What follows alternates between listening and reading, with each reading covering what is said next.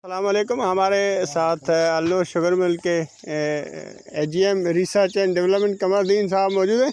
कमरदीन साहब, ये ट्राइकोग्रामा है क्या और इसकी अफादियत बताएं। ट्राइकोग्रामा ये एक किसान दोस्त कीड़ा है और अल्लाह ताला ने इसको अपनी खुदादाद सलाहियतें दी हुई है, क्योंकि हर मखलूक को अल्लाह ताला ने फ़ायदे के लिए पैदा किया है।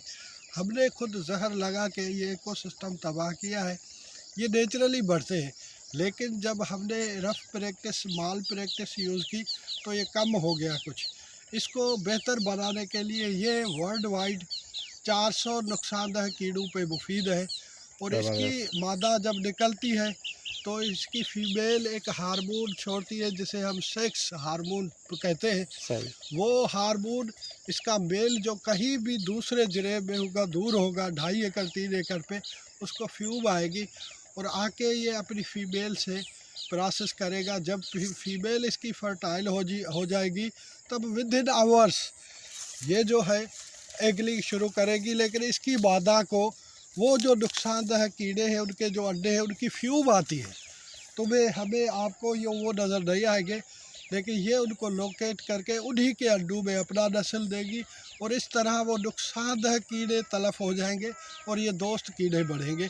इसे कहते हैं बायोलॉजिकल कंट्रोल। अच्छा, माशाल्लाह। कोई और क्वेश्चन हो? हाँ, ये कार्ड लगाने से ग्रोवर का वज़न जो है वो जो लॉस होने से बच जाएगा या रिकवरी में भी कोई इजाफा होगा? इसी वक्त जो है वो शूट बोरर है, तो जिसको बोरर लग गया वो टिलर नहीं होगा, तो इससे टिलर की पॉपुलेशन बच जाती है, बढ़ जाती है। और इसके अलावा जैसे जैसे बढ़ता है तो शुगर केन पे 4 नुकसानदेह कीड़े होते हैं, जिसे कहते हैं root borer, stem borer, top borer और गुरदासपुरी बोरर। ये चारों पे मुफीद है।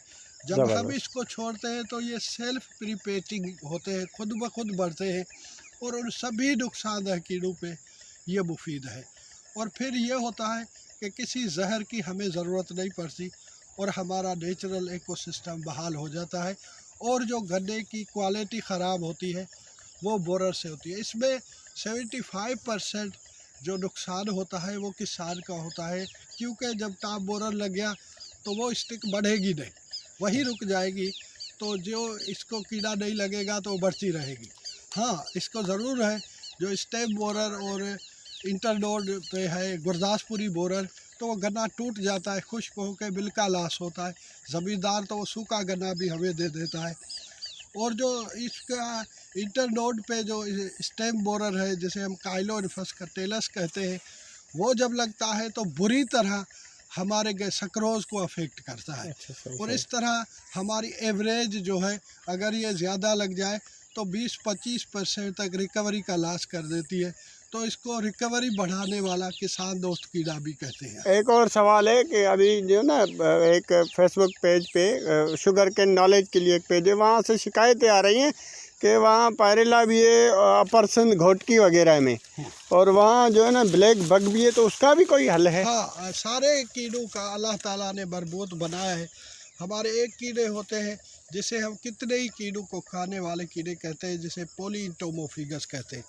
कुछ कीड़े हैं जो ओली इंटोमोफिगस है, कुछ गिरोह के कीड़े मुफीद। कुछ कीड़े हैं जो मोनो इंटोफिगस है, जैसे इपरिकानिया है, एपीपायरोप्स है, वो पायरेला पे मुफीद है। लेकिन हमारे पास क्राइसोपा की 2 स्पीशी है, एक तो वर्ल्ड वाइड है और दूसरी अनडिस्क्राइब्ड है, लेकिन हमारे पास है। वो क्लस्टर एक देती है अंगूर की तरह, और वो हमारे 50 टेम्परेचर में भी सर्वाइव करती है। और वो सकिंग कॉम्प्लेक्स माइट हुई, ब्लैक बग हुई, या ये जब हम ये छोड़ते हैं तो ब्लैक बग को हम पहले माइनर पेस्ट कहते थे, अब ये मेजर बन गया है।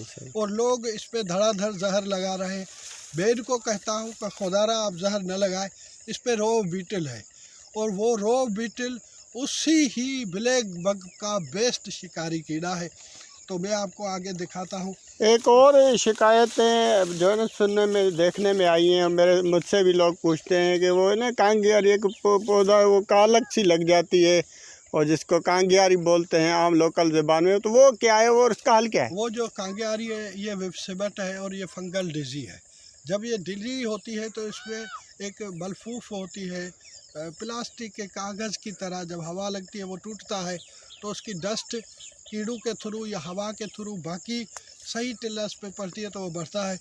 इसका बेस्ट हल ये है कि पहले तो आप इस फंगल से फ्री सीड लगाएं। सही। दूसरा ये जब लग जाए तो आप वो टिलर निकाल ले तो आपका 89 से 90% कंट्रोल हो जाता है। जबरदस्त। कोई फंजीसाइड न लगाए सही क्योंकि फंजीसाइड इस पे अफेक्टिव नहीं है। सही सही तो जबरदस्त। ये फंगल कंट्रोल है। और बाकी भी बहुत सारे मसाइल शुगर केन पे आ रहे हैं, डिजीज़ भी है, पेस्ट भी है। तो इनकी इंटीग्रेटेड डिजीज़ मैनेजमेंट है जिसको मरबूत हिकमत अमली कहते हैं इसको कंट्रोल की, वो इंशाल्लाह आगे चल के आपको तफसीलन बताएंगे। एक होता है पेस्ट मैनेजमेंट। मैनेजमेंट एक कॉम्प्लेक्स लफ्ज़ है, इसकी वसी माना, इसका मकसद हमारा किसान समझता है पेस्ट लग गया जहर लगाओ। जहर अब इस पे इंटीग्रेटेड पेस्ट मैनेजमेंट चल रही है। तो आपका कल्चर कंट्रोल है, हल गोडी से आपकी ज़मीन खुलेगी, उसके पीपे वगैरह निकलेंगे तो वो आपके परंदे खा जाएंगे। जब वो आप उससे बढ़ गया तो आपके ये किसान दोस्त कीड़े छोड़ रहे, ये सेफेस्ट कंट्रोल है, इन्वायरमेंट फ्रेंडली है। तो आपकी धरती भी जरखेज़ होगी जहर न लगने से। और जैसे जैसे वो आपके किसान दोस्त कीड़े बढ़ेंगे आप देख रहे हैं तो ये इस पर कोई इकोनॉमिकल थ्रेशोल्ड लेवल नहीं है। और इवन जो आपके कीड़े होते हैं तो ये कुछ हद तक, क्योंकि 100% elimination of any organism is very harmful for naturally. तो इसको कुछ जिसे हम इकोनॉमिकल थ्रेशोल्ड लेवल कहते हैं उससे अगर कम रहे तो ये हमारे लिए मुफीद है।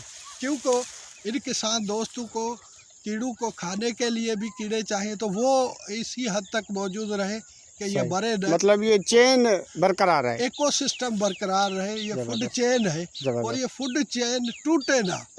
जो भी अपने सर्किल से टूटेगा, जो अपने सिस्टम से टूटेगा वो तबाह होगा। सही जबरदस्त। जो मजबूत सिस्टम में आएगा वही बचेगा। तो अभी आप देख रहे हैं क्लाइमेट चेंज, इन्वायरमेंट, पॉल्यूशन। तो ये एग्रीकल्चर में सबसे बड़ा पॉल्यूशन का जो है वो है पेस्टिसाइड। तो हम सबसे ज़्यादा कहते हैं खुदारा पेस्टिसाइड को न यूज़ करो। If you violate the nature then nature will punish you.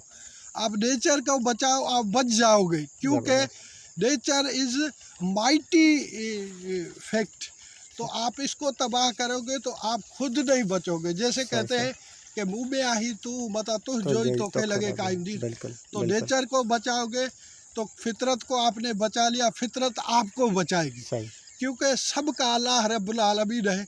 जब आप मखलूक को मारेंगे तो डेफिनेटली आप खुद बीमार होगे, खुद इसी दर्द में मुब्तला हो जाओगे। तो यही सिस्टम है जिसे हम कहते हैं इन्वायरमेंट फ्रेंडली मेथड।